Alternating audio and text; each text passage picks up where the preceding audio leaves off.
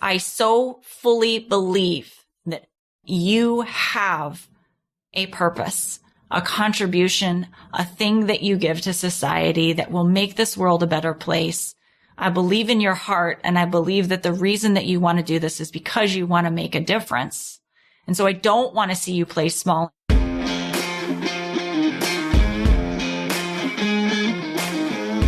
Hey, you leader, entrepreneur, business owner, solopreneur, whatever you call yourself, we know you're a visionary business builder, wealth seeker looking to combine a passion for doing good with leading consciously. It's time to shift from a traditional focus of pure wealth accumulation to one that integrates well-being and fulfillment. This is the Conscious Edge Podcast, and I'm Alicia St. Germain, entrepreneur and coach. Along with my friend and wellness advocate, Jonathan Duggar, we're diving into what it means to embody radical self-acceptance while still evolving to lead with compassion and kindness. We're sharing our own experiences and expertise as we unpack imposter syndrome, perfectionism, procrastination, and all the other things that lead to burnout and keep you from experiencing pure joy, business growth, and maximum impact.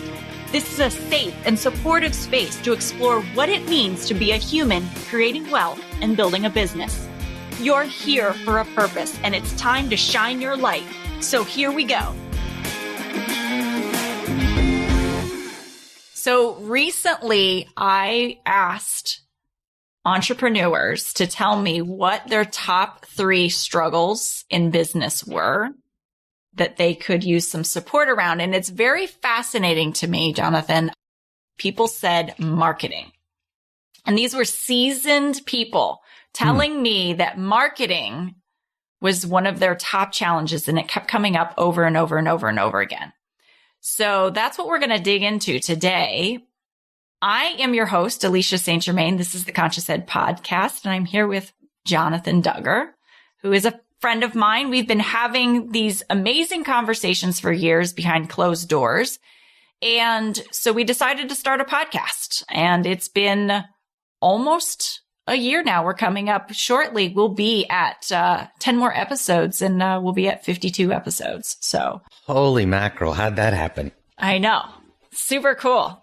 So if you've been with us since the beginning, it's so funny. My friend Shannon says that she gets bummed out that she listened from the beginning, because when she gets into binging podcasts, she's already all caught up. So thank you if you've been with us for a long time, and we appreciate all the support, and we love having you. And if you're new here, of course, welcome. Make sure you hit that follow button so that you hear our new episodes coming out every single week. So let's talk about marketing. Now, here's the fascinating thing I asked myself and them. Is it that you don't know how to market? Because these are all experienced business owners, meaning they have done business and made money in their businesses. They have bought properties. They have got clients. So how is it that they're telling me they don't know how to market because they've found ways to get clients and to make money in their business? So I find that fascinating. That's probably not marketing that's lacking. It's probably the understanding of themselves and what they are providing and how they're providing it and the value in it. Yeah. That's lacking. Yes. I always find that interesting. I'm like, and in fact, to the point where I called up a friend of mine who's really active in real estate and finding deals. And I said, hey, I'm curious, is there like some new marketing tactics that are used in real estate? Like, how do people find deals nowadays? Is what I said. How do people find deals nowadays? Did you say it just like that? I did say it just like that. And it was interesting because there was a period of time when everything was shifted online. It was like, oh, it's all about driving traffic to your website, and you got to have a website, and all of these tactics for digitally marketing to find real estate. And I'm using real estate as one of those things, but you could be, I mean, this is anybody. You know, got to have a website. The first thing I hear is like, well, I have to have a website and it has to look good. But if you're not driving traffic to the website, it doesn't really matter if you have a website. Exactly. But the internet has become really noisy. Like, yes, ridiculously noisy. And then marketing on social media is really a pay to play sort of environment where if you're not paying to be seen, you might not be seen. Yeah. And also very noisy and chaotic. Also very noisy and chaotic. And God forbid if you accidentally click on like something that you don't want to see, and then all of a sudden your feed is flooded everywhere. with, yes. You know what I'm talking about. Yes.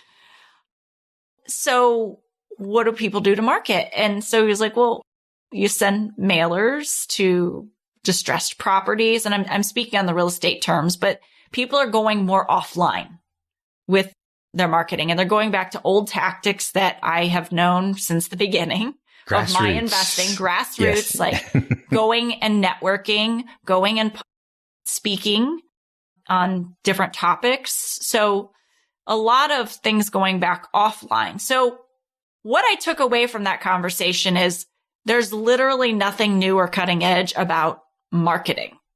So I find it really interesting. I mean, really, there's not. No. And if you don't believe, or if you're saying I'm wrong, that's fine. I'm cool with that. But overall, I think people know how to market, but they might be telling themselves they don't because they're looking for some magic pill. Well, I mean, they're being marketed to that way too, because I mean, if you're on any sort of mainstream business podcast, some of the talk groups on LinkedIn, follow stuff on social media, someone's always talking about newer and better. You know, whether it's funnel or whether it's a way to tweak your Instagram or whether, and all those things are relevant. I mean, there's some relevancy there, but when you boil it down to kind of the how-to level, it's all the same. It's variations of the same. And it's not about the delivery system. It's about how it's being delivered and what's being said as part of that delivery. So I think that's the part that people need to feel more empowered with instead of some new marketing gimmick or new marketing tool. They need to track back to more personal growth, personal development side of how do I align my core values? How do I align my true beliefs, my core beliefs with what I'm saying, doing, and providing? So I don't think the question is, how do I market? I think the question is, which type of marketing is going to be a good fit for me? Yes. And maybe how do I build my brand around a place of authenticity and alignment? You know, I call it heart-based branding or heart-based marketing. Yeah. So I think that's really the question that people, so that's one thing is how do I market? And then the other thing is people are inconsistent with their marketing. So they do it and then they get busy fulfilling on whatever it is, you know, doing the rehab and then not filling the funnel with more deals or servicing the clients that they have and not having a consistent funnel of clients coming in. And there's a couple things there that I could address too. But let's start with what you're talking about, this heart-centered branding and marketing. Yes. What is that like? All right, take us through it. You do this. I wrote down sort of key aspects of what I consider to be heart-based or heart-aligned branding and marketing. So a few of those would be the authenticity. So you've got to be true to your own values and your own mission in terms of what you're providing and how you're telling people about what you're providing or what you're telling people about what you're providing. It needs to be purpose-driven. So you need to be clear on what your intentions are and the whys, what your whys are. And that should be driving what you're doing. And that becomes part of your branding and part of your marketing.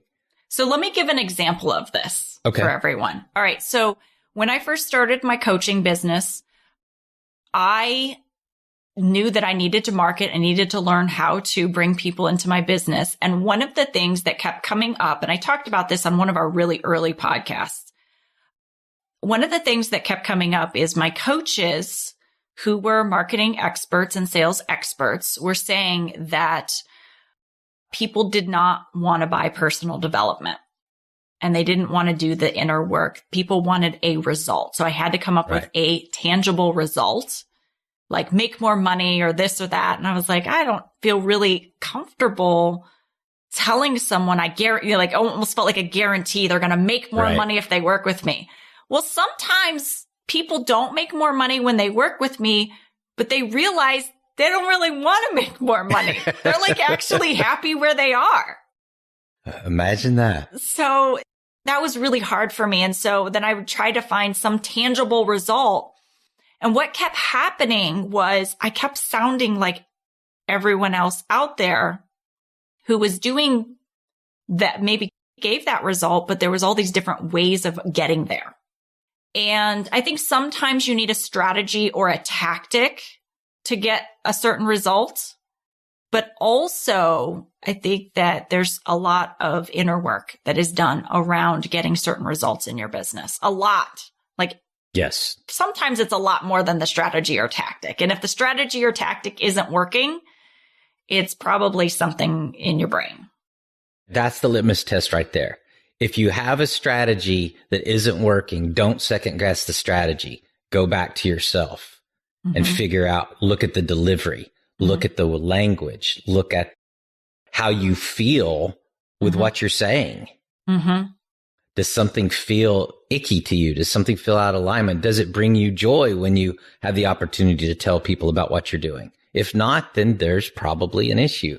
So I think that's, you hit it right on the head. So I started to sound like everyone else.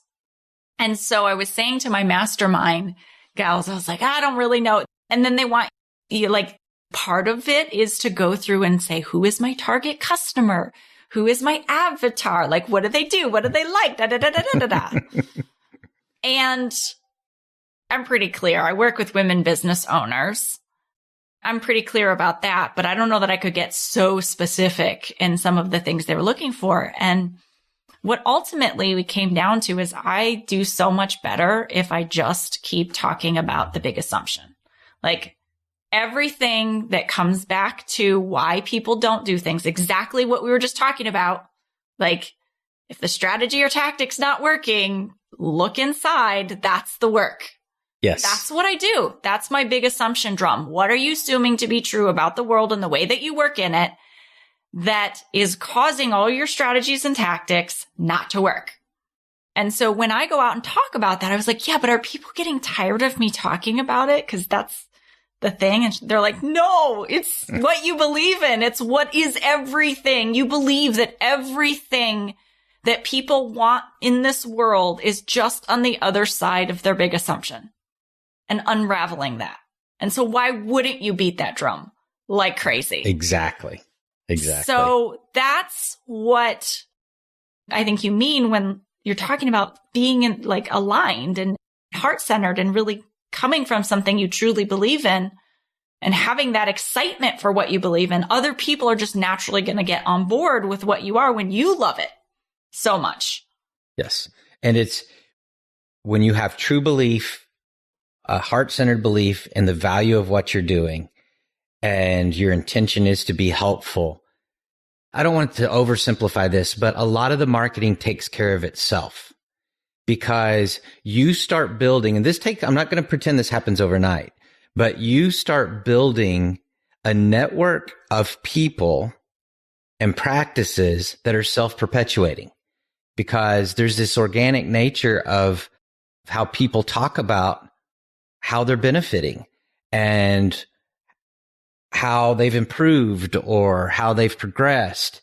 And that word of mouth, that sort of evidentiary, I'm blanking on the word, but where you testifying, testimonial grows, and it grows exponentially over time. And I'm not trying to say this from a place of arrogance, but I don't do much marketing in the standpoint of social media presence and the things that are the tactics. Common tactics, common strategies they say. I don't do much of that anymore. I did more of it. I did a lot more networking when I was first starting out as a consultant, when I first left the clinical world. And even in real estate, I did a lot more going to conferences and networking events and things like that than I do now. Now I do that kind of thing more just for fun instead of for marketing, but that engagement itself is marketing because I'm confident for the most part in what I provide and who I am and what I have to offer. And so just having those conversations, it happened to be where I'm in the process of selling a home, and we had an open house the other day.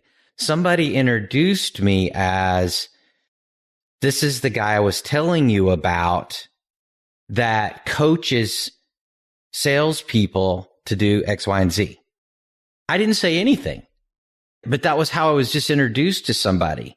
That's going to stick with that person. Hopefully, if I made a good impression in the conversation I had with them, then when they tell somebody else about, sorry, it comes up that somebody's needing help in their organization with whatever.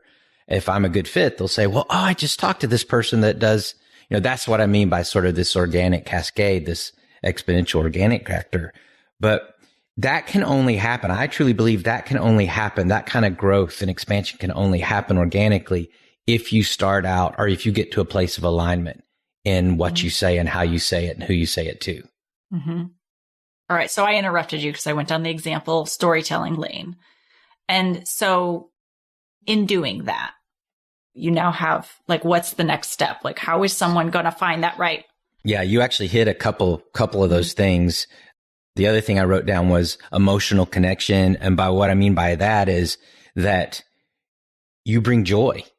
Mm-hmm. What you deliver and how you deliver it brings joy to other people. So there's positive emotion that's elicited in what you deliver in terms of your marketing or your branding. Mm-hmm. One piece that I haven't seen a lot with other coaches and other literature, but I think is really important, especially in our current society, is I think emotional or heart-based branding or heart alignment branding or marketing, that there is an aspect of community building so that people feel supported and feel like they're plugging into a support system, because that's lacking so badly in corporate culture. It's lacking with small business owners and entrepreneurs.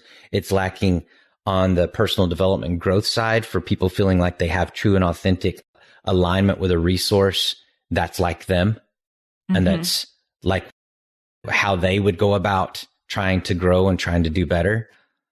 It's like a common interest. Yeah. Things in common with other people. But shared on a deeper level than just how-tos, than just informational. Mm-hmm. It's deeper than that, runs deeper than that.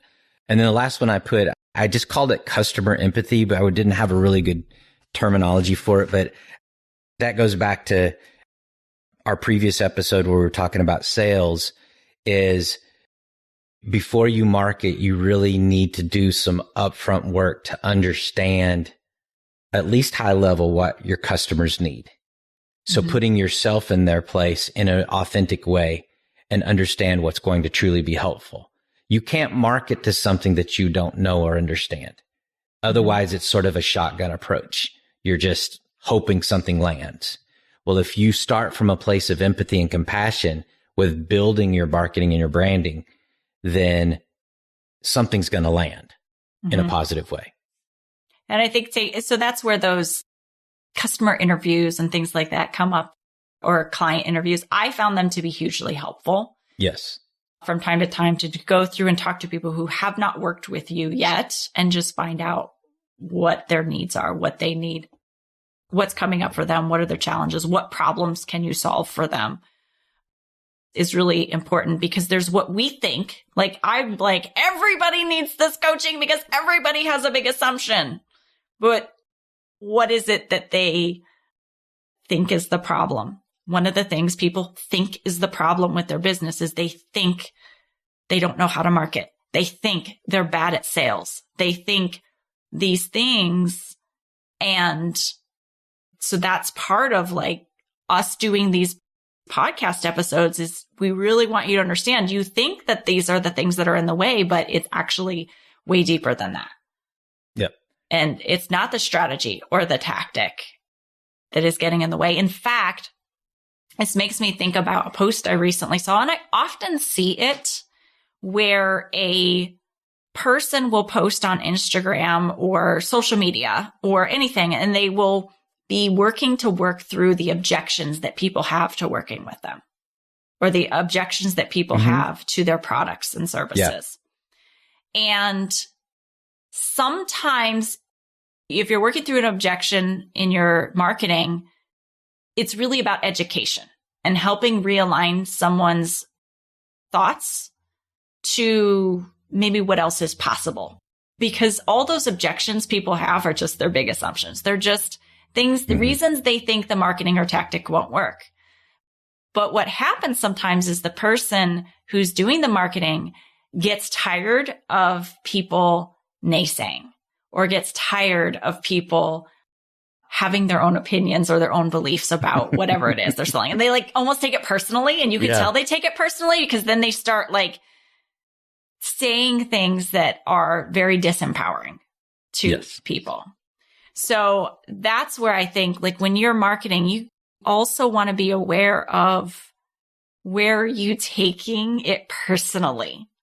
If you're getting crickets, or you're taking it personally and so then I hear people say things like, there's not enough deals. Like the reason I'm struggling to find deals in real estate is because there's not enough deals, or because there's too much competition, or because someone else does it better than I do. All those things that you say to yourself, those are places that you've put self-limits on. And also, there's this certain piece of marketing, don't you think, like you got to put in the work? Yes, absolutely. It's not always the work that we sometimes focus on being busy instead of being helpful and productive. So I'll give you an example. One of my coaching clients, he's in the corporate world, but very high up the food chain in the insurance industry. And he, for a while, was going to every leadership conference on the planet. I mean, spending thousands and thousands of dollars going to leadership conferences. And he had in his mind, and I think he'd had other people coach him this way, that just by going to those and showing up at those and talking to people of like-minded, that he was going to become a more effective leader. And he got some good information. He made some good contacts. So I'm not going to say there was zero value in that, but he was not taking that and then doing the internal work to get over his own challenges with why he could be a good, effective leader. He had a lot of worthiness stuff and a lot of things that were, and he'd never had anybody work with him on owning his own challenges and figuring out what steps to take, personalized steps to take to get better and better and better at those things. So often the busyness is misdirected, figuring out, go ahead. Well, you're talking about doing the inner work. I'm talking about like, you got to do the work. Yeah. So I would hear people like, well, I tried that. It didn't work. And it's like, well, wait a minute. How often and how consistent are you showing up and being visible? Or how much are you doing direct contact to the customer? If you do it one time, you're like, oh, it didn't work. People need to like have touch points with you so many times before they will work with you. I mean, typically someone is in my sphere for like 2 years before they decide to work with me. And that was and there's things you can do to tighten up that. I was like, okay, typically from the point someone meets me to the point someone says yes, it's like 2 years. What can I do to get more touch points to help people really understand, to really educate people on why this work is important and tighten it up? And I was like, a podcast would be one way to do that, right? I get a touch point with you every single week. I'm not saying you should go podcast. I'm just saying, how many times are you really touching your customers with your marketing before you're saying it doesn't work? And how consistent are you? And so there's that piece of, well, I did it once, it should work. That's the opposite of how do I say this? Then you're judging yourself when they don't. Yes, exactly. And so now your feelings are hurt because people didn't respond to the marketing that you put out there once or twice. And you took it personally and you're like, well, it doesn't work. That's self-protection. That's you saying, I don't want to feel this hurt anymore, so I'm just not going to market anymore. I'm going to say it doesn't work because I can't face the crickets. I can't face the amount of time that it takes to actually warm someone up and make them feel comfortable enough to call me. I just thought of and there's probably already a book out there by this name, but I think we need to start calling this mindful marketing because what you're talking about is a judgment-loaded approach to basically sabotaging ourselves because something doesn't work exactly the way we thought it would, or it makes us feel bad. Well, if you take a mindful approach, it's all a place of curiosity without judgment, with an opportunity to learn how to do better and better and better, refine. So, and which takes multiple trials. You know, it takes practice, it takes exposure. And that's where I think that belief you're talking about at the beginning, like you got to believe in what you're doing. I'm telling you, I had to believe that this coaching is so important, or I would have quit a long time ago, because the road is longer and harder than you expect it to be. And when you first get started, you're so excited about your business. You're like, yeah, I'm going to change the world. And then you market and like nothing happens. And you're like, oh my gosh, nobody wants what I have. Like, but no, I know that's the responsibility of knowing it. This is just figuring out how to say what you need to say so people understand you can help them. Exactly. And with marketing and with branding, it's never perfect. There is no such thing as perfect. And it takes a while. It takes a while to refine and to adjust. I mean, you and I are still doing that. We're still finding sort of niche areas and key language to call things and to, you know, things that you shouldn't call it. Like, I just remember an example. I was running a program for a while where I was teaching communication skills, effective communication in the corporate setting. And I wasn't getting very much response. And so I started playing with language and I changed up communication to facilitation, building team dynamic, creating rapport, creating trust among coworkers and things like that. And all of a sudden, curiosity, people are asking questions and I'm able to have conversations. And that's really all you're trying to do with marketing. You're trying to open a door enough that someone's curious enough to peek in and ask a question, look a little further, dig a little deeper. And so I think sometimes people get caught up in, how do I say this perfectly? Yes, exactly. Because I want to knock and I want the door to just fly wide open. And what I know you and I have figured out is you got to talk a lot to see what lands. To see that, simple as that. It's being willing to be vulnerable enough to talk a lot about what you're doing and changing the approach and trial and error and see what works instead of saying, oh, it didn't work and quitting. Yep. And that's where that customer empathy piece, that's what I was trying to describe earlier. That's hugely important and valuable in refining your marketing, because you've got to try and understand feedback from a non-judgment place from your customers or lack of feedback. You know, when you get crickets, that's feedback. There's something that's not landing. You're not creating enough curiosity where someone's willing to send an inquiry, to respond to a questionnaire, pick up the phone, whatever it is. You're not getting to the point to actually be able to have a conversation. So again, refine. It's always a process of trying to better understand who you're talking to and what their needs are and what their challenges are and how our services or our product or our property is in alignment with those challenges or issues that the customer may be having. Well, and to that regard, let's talk real estate for 1 second.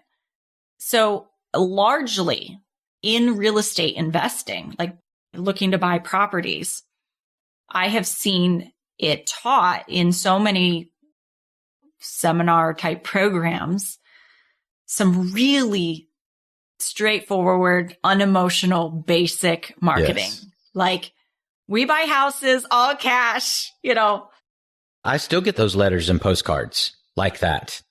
Just like that. And so if you're saying, oh, there's too much competition, what if you said something different than your competition that actually helped the person know that you actually get them? That you actually understand where they're coming from. Go ahead. Did I ever tell you my pre-foreclosure postcard story? You ever heard that? No, I don't think I have. So we used to do pre-foreclosure work in Atlanta, and this was when the Atlanta market was just starting to explode from an investor standpoint. And so often you'd go to a house that you had determined was in pre-foreclosure to leave a postcard or leave a door hanger, and there'd be 3 other ones there. So we were canvassing in a particular neighborhood, and one day I got really disheartened because there was just flyers and door hangers and things stuffed in mailboxes. First of all, I felt bad for those folks just getting inundated with, like Alicia's talking about, the kind of generic bullet pointed stuff that's not personal anyway. And so I started trying to think of ways to do it differently. And if nothing else, leave this person who's in probably a horrible situation in a lot of aspects of their life, leave them a little minute of joy, a little bit of humor. So I found this picture of this woman from the 1940s or 50s with this huge beehive hairdo. And I don't know if it's like she was caught in the wind or what, but her hair's falling over and she's got on these wire rim glasses and they're crooked on her face. And anyway, I made this postcard with that picture on it, and I put the phrase across the front that said, didn't say anything about pre-foreclosure, we can help you save your home. It said, is every day a bad hair day? There's a black and white picture on the front of the postcard. And then they turn it over and it says, we're here to help. Call us if you want more information, blah, blah, blah. And it was, but very simple, very to the point. So, put out those postcards for the first round, and then 2 weeks later followed up in the same neighborhood. Went to a door, knocked on the door. A young lady comes to the door with a book in her hand, and my postcard is her bookmark. And I'm like, yes, it landed the way I wanted it. She got a chuckle out of that, and she kept my postcard. She didn't call me, but she kept my postcard. And we followed up, and I was like, oh, you got my postcard. I had a point of contact. So, sometimes it's something that simple as coming in with a novel approach that's from a place of joy, from a place of happy, in a maybe not so happy situation or environment. So that's an example of. I love that. Yes. To my point, it's maybe you do something different than your competition. And I often have seen, like, my mom markets in the Cleveland market for properties that are in probate. And so one of the comments she often gets is, I get a lot of these letters, but yours is the one I called because it was just so nicely written, because it is a heartfelt letter. And it's not just this basic thing that looks like everyone else. And so there's a certain amount of, you really have to know yourself and your values and how you want to treat people and how you want to show up in the world. And what if you show up in your marketing like that? Exactly. Right? And the risk is you could be judged and you could be rejected. That doesn't mean that you're bad. Again, that means you're just not for everyone. And I know people hear this, I'm not for everyone, but so often I see people not being visible, not putting themselves out there, not saying what they want to say because they are prioritizing people who will never do business with them over people who legitimately need their help, and they're not getting business anyways. Yeah. So the very thing that you're most afraid of is that you're not going to get business. You hide from the people who will never do business with you, and you don't get business. That is the definition of insanity right there. No, but that's so true. That is that crazy cyclical thing that our brain does in self-protection, where it tries to prevent these bad things from happening to us. And then those bad things happen because we're not doing what we know we need to do. We're not taking the actions that we need to. So I challenge you today. I don't think you don't know how to market your business. You are smart. You can use Google. You can read a tactical book. There are so many coaches out there that teach strategy and tactic. I think you know how to market. The question is, are you not getting enough deals because you are getting in your own way? Yes. And you're out of alignment with the words you're using and what you're saying. And you don't truly believe your own worth, your own value, and your own effectiveness. So I truly believe that if you build a brand and you market from a place that reflects your deepest values and your strongest whys, your strongest powers, it will resonate. It will come through in what you say and how you say it. And the people that are supposed to work with you will show up. Mm-hmm. As long as you do the work. I'm going to want to emphasize that. Alicia said it twice, and it's super important. You know, you've got to refine, and practice. Yeah. And we both really stand for, we believe everyone has a purpose. So like, now that I have thoroughly beat you up for not marketing, it is because I so fully believe that you have a purpose, a contribution, a thing that you give to society that will make this world a better place. I believe in your heart, and I believe that the reason that you want to do this is because you want to make a difference. And so I don't want to see you play small and say, oh, I can't because there's too much competition. I can't because of all of these reasons that you throw up. I don't know how. I'm overwhelmed. I'm too busy. I don't have time. And that's a whole nother thing we can talk about around boundary setting and how when you get to the fulfillment side of things, when it's time for you to actually fulfill on what you give, not leaving yourself enough time to continue to market and make sure that your business is sustainable and keeps bringing more business in because you're so busy fulfilling because you're afraid you're going to let people down. Like that's a whole nother episode. Yeah, for sure. But you get to show up fully in this world and contribute and give out into this world. There is no question in my mind as to whether or not you have value. And wherever in your life that message that you don't came from, like we get to kick that to the curb because there are too many people in this world who are suffering and who would feel so much better with whatever solution it is that you provide for people. So with all of that being said, I'm sending you so much love. Be well, everybody. Thanks for listening to the Conscious Edge podcast. Make sure you subscribe and take a moment to be kind and share this episode with someone you care about. Leave a review to help us bring more compassionate leaders building businesses and creating wealth to the table. And for show notes, head over to consciousedge.com/podcast. This podcast and the linked materials are presented solely for general information, educational, and entertainment purposes and should not be taken as personal or medical advice or any kind of mental health treatment. Please consult a medical or mental health professional if you feel you need such services. Please be advised that all investing and entrepreneurial endeavors involve risk, and the use of the education and information on this podcast and linked materials is at the user's own risk.